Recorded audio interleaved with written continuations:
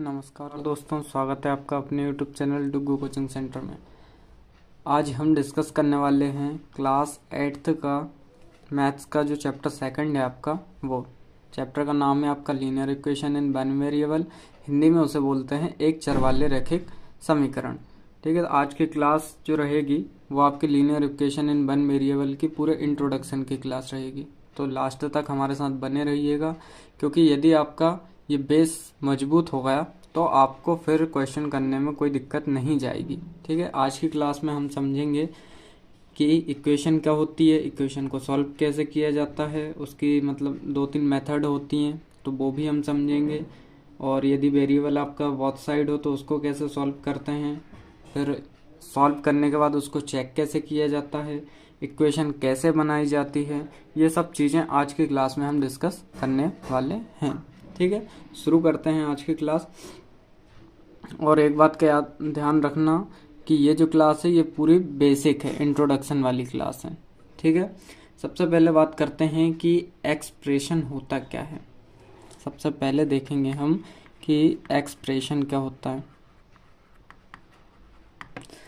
Expression होता है, मान लीजिए आपका x+1 लिखा है तो ये आपका एक्सप्रेशन होगा। ठीक है, उसके बाद बात करते हैं कि इक्वेशन क्या होती है।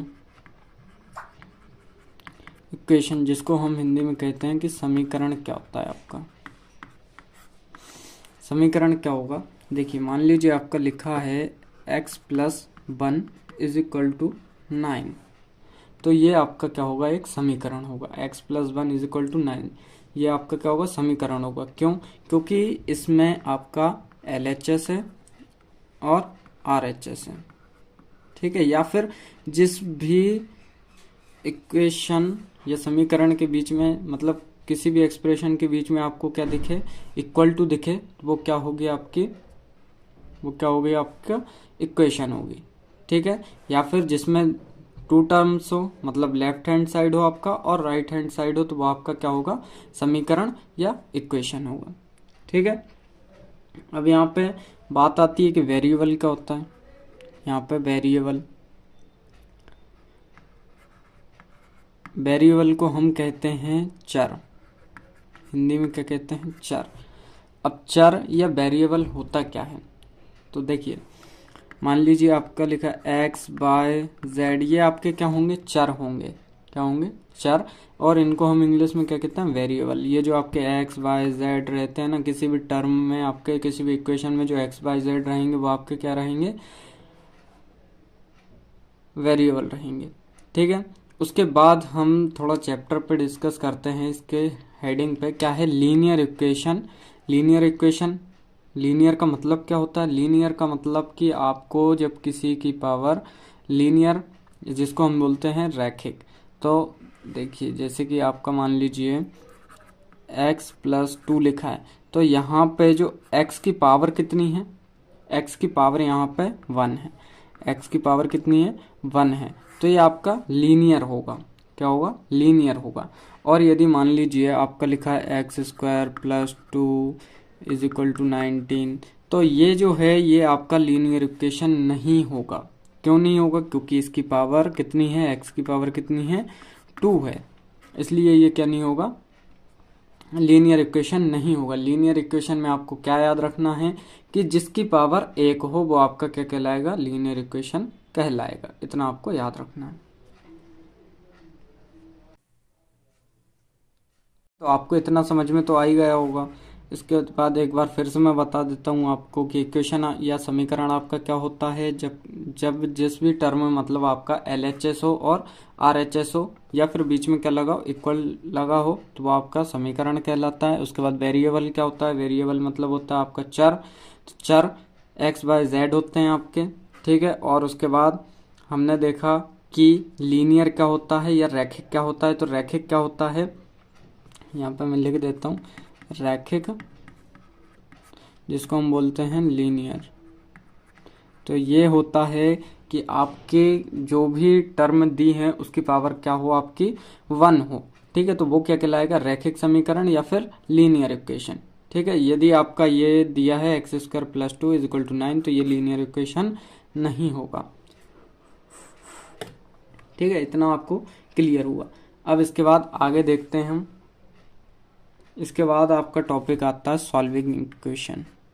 क्या है? सॉल्विंग इक्वेशन, जिसको हम हिंदी में बोलेंगे आपका समीकरण का हल। समीकरण का हल आप कैसे निकालेंगे? ठीक है, देखिए मान लीजिए आपका, हाँ, और इसमें एक चीज और अभी हम सीखेंगे कि वेरिएबल आपका वन साइड हो। क्या हो? Variable on one side. ठीक है, वेरिएबल का कितना साइड हो? आपका वन साइड हो, उसमें ओनली LHS हो या RHS हो, मतलब RHS में वेरिएबल हो या फिर LHS में। ठीक है, तो इसको देखते हैं। मान लीजिए आपके पास एक एग्जांपल लिखा है 4x - 7 = 3। इसको हमें क्या करना है? सॉल्व करना है। ठीक है, तो इसकी दो मेथड होती हैं इसको सॉल्व करने की। एक तो होती है आपकी, एक यहाँ पे बता देता हूँ। देखिए इसमें आपको यहाँ पे क्या दिख रहा है? x के साथ 4 दिख रहा है और माइनस का 7 दिख रहा है। ठीक है, तो सबसे पहले आप क्या कर सकते हैं कि ये जो माइनस का 7 है, यदि हम यहाँ पे इसको माइनस का 7 है, इसको +7 लिखें यहाँ पे, तो क्या हो सकता है? दोनों आपस में कैंसिल हो सकते हैं। ठीक है, लेकिन ये लिखने के लिए आपको एक चीज का ध्यान रखना पड़ेगा कि जो भी हम प्लस या माइनस करेंगे जो जिस भी नंबर से, तो वो आपको बोथ साइड करना पड़ेगा, मतलब दोनों साइड करना पड़ेगा, LHS में भी और RHS में भी। तो इसको सॉल्व करते हैं पहले। देखिए 4x - 7 + 7 = 3 आपका पहले से ही था, प्लस यहाँ पे क्या आ जाएगा? 7। ठीक है, तो ये 7 से 7 कैंसिल हो गया। उसके बाद आपके पास क्या बचा? 4x = में 3 और 7 कितना होता है आपका? 10 होता है। ठीक है, कितना होता है? 10 होता है। तो यहाँ पे x की वैल्यू निकालेंगे हम। यहाँ पे 4 जो है x के साथ मल्टीप्लाई में है, तो जब वो इक्वल टू के उस साइड जाता है तो मल्टीप्लाई से किस में हो जाएगा? डिवाइड में, यानी कि x = 10/4। ठीक है, जब इसको हम कैंसिल करेंगे तो आपके पास वैल्यू क्या आएगी? 5/2। मतलब x की वैल्यू क्या आएगी आपकी? 5/2। एक तो ये मेथड हो गई आपकी करने की। ठीक है, इसको फिर से देख लेते हैं। जब वेरिएबल आपका एक साइड हो, एक साइड हो मतलब ओनली इक्वल के किसी भी एक साइड दिया हो, आपको दोनों साइड ना हो, तब हमने एग्जांपल के लिए तो 4x - 7 = 3 लिया था। ठीक है, अब इसमें आपके पास दिख रहा है 4x - 7, तो माइनस का 7 यहाँ पे क्या है? देखिए x के साथ 4 भी है और माइनस का 7 भी है, तो हम क्या कर सकते हैं कि जो आपका माइनस का 7 है, यदि उसको प्लस का 7 और बढ़ा देते हैं हम, तो वो प्लस माइनस, यहाँ पे मैंने बताया था, देखिए प्लस और माइनस का हो जाएगा माइनस हो जाएगा, मतलब आपस में वो कैंसिल हो जाएंगे। लेकिन इसमें एक चीज का ध्यान रखना है आपको कि जब भी आप कोई भी डिजिट लेते हैं तो उसका बोथ साइड प्लस माइनस या इंटू या डिवाइड करना है, आपको दोनों साइड ही करना पड़ेगा। जो आप लेफ्ट हैंड साइड करेंगे वही आपको क्या करना है? राइट हैंड साइड करना है। ठीक है, जो आप बाएं पक्ष में करेंगे वही आपको दाएं पक्ष में करना है। तो हमने वही किया, 4x वैसे का वैसा लिखा, उसके बाद -7 भी ऐसे ही लिखा था, उसके बाद प्लस का 7 हमने एक्स्ट्रा में लिया, तो वो प्लस का 7 = 3 प्लस यहाँ पे प्लस का 7 फिर लिया। ठीक है, उसके बाद हमने इसको सॉल्व किया, माइनस प्लस आपस में कैंसिल हो गए और ये प्लस हो गए। ठीक है, ये दोनों प्लस के थे तो ये प्लस हो गए। 3 और +7 कितना होता है आपका? 10 होता है। 4x = 10 आया। उसके बाद 4x 10/4 हो गया, सॉरी x = 10/4 हो गया। उसके बाद ये सॉल्यूशन आ गया। ठीक है, ये हो गई हमारी एक मेथड। ठीक है, इसके बाद सेम इसी पे हम दूसरी मेथड देखते हैं। ठीक है, देखिए हमारा एग्जाम्पल क्या लिया था? 4x - 7 = 3। ठीक है, ये मेथड जो है इसको हम बोलते हैं ट्रांसपोजिंग। क्या बोलते हैं? ट्रांसपोजिंग। ठीक है, ट्रांसपोजिंग मतलब कि जो भी आपके नंबर हैं उनको इक्वल के उस साइड ट्रांसफर करना। ठीक है, मतलब उस साइड भेजना। तो देखिए इसको हम कैसे सॉल्व करेंगे? 4x तो आपका ऐसे ही लिखा रहेगा। ठीक है, और = आपका 3, ऐसा का ऐसा। अब यहाँ पे हमें ये बिना वेरिएबल के, मतलब बिना चर के है, तो हम इसको इक्वल के उस साइड भेजेंगे। जब इक्वल के इस साइड ये माइनस में था, उस साइड जाएगा किस में हो जाएगा, प्लस में। ठीक है, तो आपका 4x इज इक्वल टू क्या हो जाएगा, 10। ठीक है, उसके बाद x की वैल्यू क्या आएगी आपकी 10/4 हो जाएगा। इसको जब कैंसिल करेंगे तो वही आएगा आपका सेम 5/2। आप किसी भी मेथड से करें आपका आंसर सेम ही आएगा। बस इसमें एक चीज़ का आपको याद रखना है कि प्लस माइनस में आपको गलती बिल्कुल नहीं करनी है। ठीक है, तभी आपका आंसर सेम आएगा। और ये जो ट्रांसपोजिंग मेथड है ये लगभग यही यूज़ करते हैं हम। ठीक है, उस वाली मेथड का यूज़ बहुत कम करते हैं। ये वाली इजी भी है और ज़्यादातर इसी का यूज़ किया जाता है। ठीक है, तो आपको ये इतना तो समझ में आ गया होगा। वैसे भी आप ये 6th 7th से करते हुए आ रहे हैं। ठीक है, इसके बाद हम देखते हैं अगला टॉपिक। देखिए, अभी हमने क्या देखा था कि वेरिएबल ऑन वन साइड था। अब यहाँ पे आ जाता है आपका वेरिएबल ऑन बोथ साइड्स। जब आपका चर दोनों पक्षों में हो, चर जो है वो दोनों पक्षों में हो, तो उसको कैसे सॉल्व करेंगे। ठीक है, मतलब वेरिएबल आपका बोथ साइड्स हो, दोनों पक्षों में हो, दोनों साइड्स में हो, तो उसको कैसे सॉल्व करेंगे। अभी हमने एक साइड वाला देख लिया। अब इसके लिए एक एग्जांपल लेते हैं। मान लीजिए सपोज कीजिए आप 4x - 3 इज इक्वल टू में x + 3 है आपका। ठीक है, क्या है 4x - 3 is equal to x + 3। अब बोथ साइड्स का मतलब क्या था कि आपके पास LHS में भी x है और RHS में भी x है। ठीक है, इसको सॉल्व कैसे करेंगे। एक तो हमने वो मेथड देखी थी पुरानी वाली, आप उससे भी कर सकते हैं, लेकिन जो हमने दूसरी वाली देखी थी वो इजी है, तो हम उससे सॉल्व करते हैं। ठीक है, ट्रांसपोजिंग वाली। तो उसमें हमें क्या करना है, जो आपके वेरिएबल हैं मतलब चर हैं उनको एक साइड कर लीजिए और जो बिना चर वाले नंबर हैं उनको एक साइड कर लीजिए। तो आपका 4x ऐसे का ऐसा, ये साइड प्लस में था, इधर आएगा माइनस का x हो जाएगा, इज इक्वल टू ये प्लस का 3 ऐसे का ऐसा। आपको यहाँ पे प्लस ये वाला नहीं देखना है, x के आगे वाला देखना है नंबर। तो x के आगे कुछ नहीं था मतलब प्लस था। ठीक है, आपको x के बाद वाला नहीं देखना, उसके पहले वाला देखना है। इसके पहले ये 3 था, ठीक है, प्लस का। अब यहाँ पे इक्वल के उस साइड माइनस का 3 है, जब इक्वल के इस साइड आएगा तो प्लस का 3 हो जाएगा। ठीक है, अब यहाँ पे देखिए क्या कर सकते हैं हम, 4x - x है तो इसको माइनस कर दिया, कितना बचा 3x इज इक्वल टू 3 कितना होता है आपका 6। उसके बाद x इज इक्वल टू ये मल्टीप्लाई में था, इसके डिवाइड में जाएगा तो 6/3 हो जाएगा। मतलब जब इसको कैंसिल करेंगे तो कितना आएगा, कितना आएगा आपका x is equal to 2। x की वैल्यू क्या आएगी 2। ठीक है, एक बार फिर समझ लीजिए, आपका था 4x - 3 is equal to x + 3। जब हम इसको ट्रांसपोजिंग करेंगे मतलब इसको जो आपके वेरिएबल हैं वो एक साइड कर लेंगे और जो बिना वेरिएबल वाले हैं उनको एक साइड कर लेंगे। तो 4x - x आया इज इक्वल टू में x + 3 आया। उसके बाद इसमें से इसको माइनस किया 3x और ये 3 प्लस किया 6 आ गया आपका। फिर ये इसके इनटू में था, ठीक है, इस साइड आएगा डिवाइड में हो जाएगा। तो x इज इक्वल टू 6/3। जब इसको हम कैंसिल करेंगे तो x की वैल्यू कितनी आएगी 2। अब सेम इसी को हम देखते हैं कि चेक कैसे करते हैं। मान लीजिए आपको बोल दिया कि चेक कीजिए, ठीक है, तो चेक कैसे करते हैं वो भी मैं बता देता हूँ। चेक करना, देखिए चेक करने के लिए आप 2 मेथड के यूज़ कर सकते हैं। या तो पहले RHS ले लीजिए और उसके बाद LHS ले लीजिए, या फिर दोनों को साथ ही चेक कर सकते हैं। सबसे पहले हम देखते हैं RHS।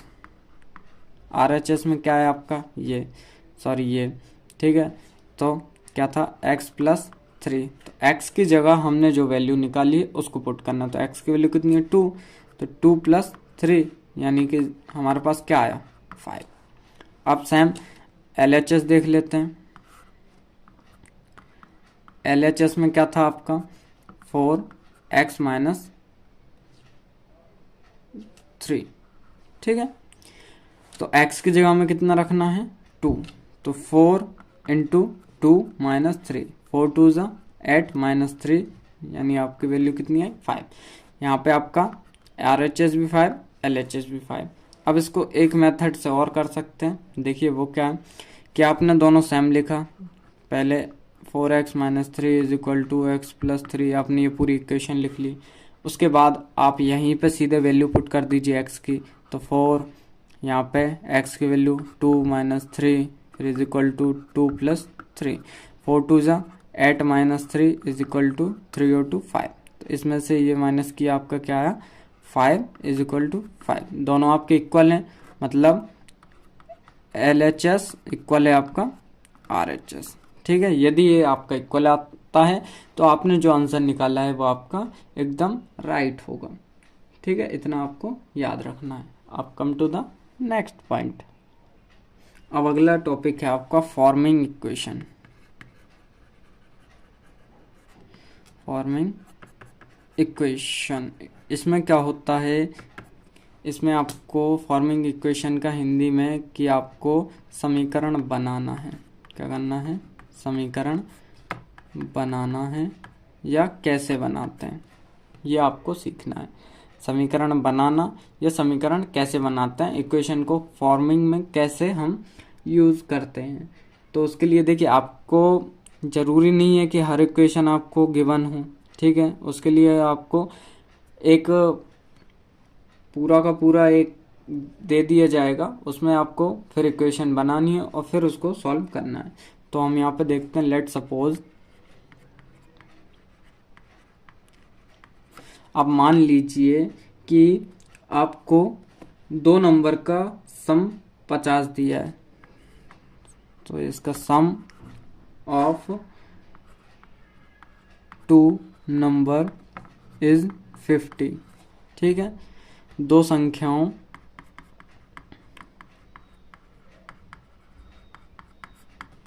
का योग आपको कितना दिया है 50 है। दो संख्याओं का योग कितना है 50 है। ठीक है, अब उसमें बोला है कि 1 इज 5 मोर देन अदर। इसमें पहली संख्या जो है, पहली संख्या दूसरी संख्या से 5 बड़ी है। ठीक है, आपको क्या दिया है देखिए, फिर से देख लेते हैं। सम ऑफ 2 नंबर्स इज 50, तो 1 इज मोर देन 50 अदर। ठीक है, तो मैं पहले बता रहा हूँ इंग्लिश वालों को, उसके बाद मैं बताऊंगा हिंदी वालों को। ठीक है, तो इंग्लिश वाले देखिए, पहले क्या है आपका, मान लीजिए लेट 1 नंबर इज आपका x मान लीजिए। ठीक है, 1 number is x and second number is आपका हो जाएगा 5 प्लस x। ठीक है, इसके आगे देखिए क्या कर सकते हैं हम, x plus 5 plus x is equal to आपका कितना था टोटल नंबर, यानी इन दोनों का सम कितना था आपका 50। ठीक है, तो x को प्लस करेंगे 2x प्लस 5 हो जाएगा आपका और 50 ये। ठीक है, अब यहाँ से 2x is equal to 50 minus 5, तो 2x इज इक्वल टू 45। 50 में से 5 माइनस किया 45, यहाँ से x की वैल्यू आपकी कितनी आ जाएगी 45/2। ठीक है, अब एक बार फिर से समझ लीजिए कि सम ऑफ 2 नंबर इज कितना था आपका 50 और 1 इज मोर देन 5 अदर, और पहला आपका दूसरे वाले से 5 मोर देन था, मतलब बड़ा था। ठीक है, अब उसको हम क्या कर सकते हैं, देखिए सबसे पहले हमने लेट 1 नंबर इज x मान लिया, उसके बाद सेकंड नंबर क्या हो जाएगा आपका x प्लस 5 या 5 प्लस x, दोनों में से कुछ भी ले सकते हैं। तो जो इन दोनों का सम है वो आपका 50 है, तो वो उसके इक्वल में हम 50 रखेंगे, मतलब x plus 5 plus x is equal to 50। तो ये x और x आपस में प्लस हो जाएंगे, तो हो जाएगा 2x plus 5 is equal to 50। फिर ये सॉल्व करने पे आएगा 45। अब बता देता हूँ मैं हिंदी वालों को, ठीक है। हिंदी वालों देखिए आप, यहाँ पे आपकी पहली संख्या माना, पहली संख्या x है, ठीक है। तो दूसरी संख्या क्या होगी आपकी, दूसरी संख्या होगी आपकी x+5। क्यों? क्योंकि पहली x है और दूसरी जो है वो x पहली वाली से 5 गुना बड़ी है, 5 बड़ी है। कितनी? 5 बड़ी है, तो हम उसको 5 को यहाँ पे प्लस कर देंगे, ठीक है। अब यहाँ पे इसको रखते हैं तो ये हो जाएगा x पहली, फिर यहाँ पे x+5, और इन दोनों का जोड़ योग कितना है, 50 है, ठीक है। इन दोनों का योग कितना है, 50 है, ये आपको याद रखना। अब x और x कितना हो जाता है, 2x+5 बराबर में 50। फिर यहाँ पे 2x बराबर 50, ये 5 इधर प्लस का था, इधर आएगा माइनस का 5, तो ये हो जाएगा 2x बराबर, ये होगा आपको 2x बराबर 45। 50 में से 5 गया 45, फिर यहाँ पे x बराबर हो जाएगा 45/2। चाहें आप तो इसको और सॉल्व कर सकते हैं इसका, ठीक है। इसको 2 से डिवाइड कर सकते हैं, पॉइंट में आंसर आ जाएगा, ठीक है। ये समझ में आया फॉर्मिंग इक्वेशन, मतलब इक्वेशन को हम कैसे बनाते हैं। कोई दो संख्याएं दी हैं, उनका योग दिया है, या फिर वहाँ पे, हाँ, और एक चीज़ और ध्यान रखना, देखिए आपका मोर देन का मतलब क्या होता है, यहाँ पे बता दे रहा हूँ मैं। मोर देन का मतलब क्या होता है, प्लस। लेस देन का मतलब क्या होता है, लेस देन का मतलब होता है माइनस, ठीक है। और कुछ भी आपको टाइम दिया है कि 4 टाइम, 2 टाइम, 5 टाइम, यदि आपको टाइम दिया तो उसका मतलब क्या होता है, मल्टीप्लिकेशन। ये आप ध्यान रखिएगा, ठीक है। मोर देन मतलब प्लस, लेस देन मतलब माइनस, और टाइम आपको दिया है कि 4 टाइम है, 5 टाइम है, 6 टाइम है, तो टाइम का मतलब क्या है आपका, वहाँ पे मल्टीप्लिकेशन होगा, ठीक है। इतना आपको याद रखना है। ये एक बार फिर से इसको सॉल्यूशन देख लीजिए, ठीक है। उसके बाद नेक्स्ट टॉपिक देख अपना, नेक्स्ट टॉपिक है आपका क्रॉस मल्टीप्लिकेशन।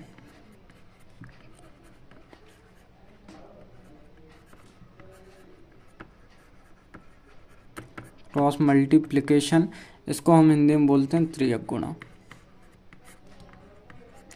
ठीक है। अब इसको देखना है कि त्रियक गुणा कैसे करेंगे हम इक्वेशंस में, समीकरण में त्रियक गुणा किस प्रकार से करेंगे। मान लीजिए आपकी ये एक इक्वेशन है, 4+x/2x+4। इस टाइप के क्वेश्चन आपको बहुत सारे देखने को मिल जाएंगे, और 2 और 4। अब क्रॉस का मतलब क्या होता है, क्रॉस कैसे बनता है, सेम ऐसा, ठीक है। अब मल्टीप्लिकेशन क्या है, यानी कि गुणा। क्रॉस मल्टीप्लिकेशन हम क्या करेंगे, गुणा करेंगे किसका, पहले वाले के न्यूमरेटर का दूसरे वाले के डिनोमिनेटर के साथ, और दूसरे का डिनोमिनेटर पहले इसका न्यूमरेटर, ठीक है। इसका मतलब क्या है कि हम इस टाइप के इक्वेशन बनाएंगे। ये 4 मल्टीप्लिकेशन में जाएगा, इनटू में जाएगा, और x+4 ऐसा ही रहेगा, बीच में बराबर लगाएंगे। फिर ये 2 जो है वो यहाँ जाएगा, और ये उठ के इसके अंदर जाएगा, 2x+4, ये इतना। अब इसको हम सॉल्व कर लेंगे, इसका मल्टीप्लाई इससे, इसका इससे, तो 4 का x से, 4x, बीच में क्या है प्लस, आपका प्लस, और 4 4 जा 16, ये आपको करना है, ठीक है। अब उसके बाद यहाँ पे इज इक्वल टू में 2 2 जा 4, x का x, ठीक है। उसके बाद सॉरी यहाँ पे 4 था, ठीक है, हाँ ठीक है। उसके बाद 4 + 2 4 जा 8, ठीक है। अब हम क्या कर सकते हैं, यहाँ पे आप 3 कर लीजिए तो इजी लगेगा, तो यहाँ पे 3 हो जाएगा, और 4 3 जा हो जाएगा, 2 3 जा 6 हो जाएगा, ठीक है। अब देखो इसको सॉल्व करते हैं, ये हो जाएगा 4x, ये प्लस का था, ये माइनस हो जाएगा आपका 6x इज इक्वल टू 8, ये साइड जाएगा माइनस का 16, ठीक है। इतना क्लियर हुआ। अब उसके बाद 4 में से -6 माइनस किया तो माइनस का 2x बचेगा, और यहाँ पे माइनस का आपका 8 बचेगा, ठीक है। तो इसके बाद हम सॉल्व करेंगे इसको, माइनस का 8 अपॉन में माइनस का 2, तो जब माइनस माइनस कैंसिल हो जाएगा, 2 1 जा 2, 2 4 जा 8, तो x की वैल्यू क्या आएगी आपकी 4। ठीक है, क्या आएगी 4। एक बार फिर समझ लीजिए, यहाँ पे मैंने कुछ चेंज किया था, x upon x plus 4/3x कर दिया था मैंने। पहले आपका था यहाँ पे 2, मैंने कर दिया था 3x प्लस 4।